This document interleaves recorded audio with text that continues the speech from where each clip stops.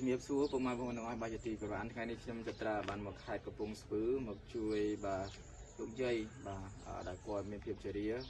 ក្រោយពីតាស្លាប់បាទចិត្តឆ្នាំហើយគាត់រស់នៅលំបាកវេទនាមែនទែនហើយយើងព្យាយាមរកជំនួយជួយគាត់ប៉ុន្តែអត់មានអ្នកជួយច្រើនទេបាទយើងបានតែ 110000 សម្រាប់ជូនទៅដល់លោកយាយតែប៉ុណ្ណោះ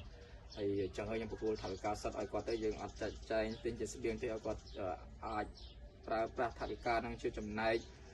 ទិញថ្នាំឬក៏ចំណែកជាអ្វីមួយឲ្យគាត់ជាអ្នកដែលទិញចោះហ្នឹងហើយអញ្ចឹងខ្ញុំសូមប្រគល់ថវិកា 110000 នេះទៅដល់លោកយាយដែលជួបការលំបាកផងដែរក្នុងនោះក៏អរគុណសម្រាប់ម្ចាស់ហាងអាមួយ Beauty Salon ហើយអរគុណដល់បងស្រីអ៊ុនសុកអរគុណដល់អ្នកនាង Belly Ching អ្នកមីងបាទសុធីស៊ីនអរគុណបងបប៊ុណូ KL អរគុណបងសុគន្ធធាង៉ែតអរគុណដល់អ្នកនាងបាទង៉ែតអូននិងអរគុណដល់អ្នកនាងបាទជ្រីអ៊ីតដែលបានជួយរួមជួយយើងចែកម្លែកបាទចែកម្លែកនេះបន្តិចទៅខាងបងបន្តិចទៅបាទយើងអត់មានអីច្រើនទេចឹងថ្ងៃនេះថវិកា 110000 បានទៅលើ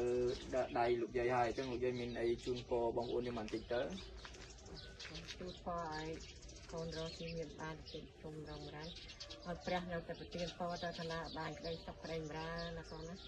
បាទអរគុណមែនទែនជាចុងក្រោយជួបមកឲ្យលោកយាយជូនពរពុកម៉ែបងប្អូនអស់ហើយទទួលទូមានបានថ្ងៃបានសម្រាប់ដូចក្រេបឆ្នាំជិះអង្គខ្លួនថាសម្រាប់អ្នកពេលនេះខ្ញុំចត្រាសូមអរគុណសូមជម្រាបលា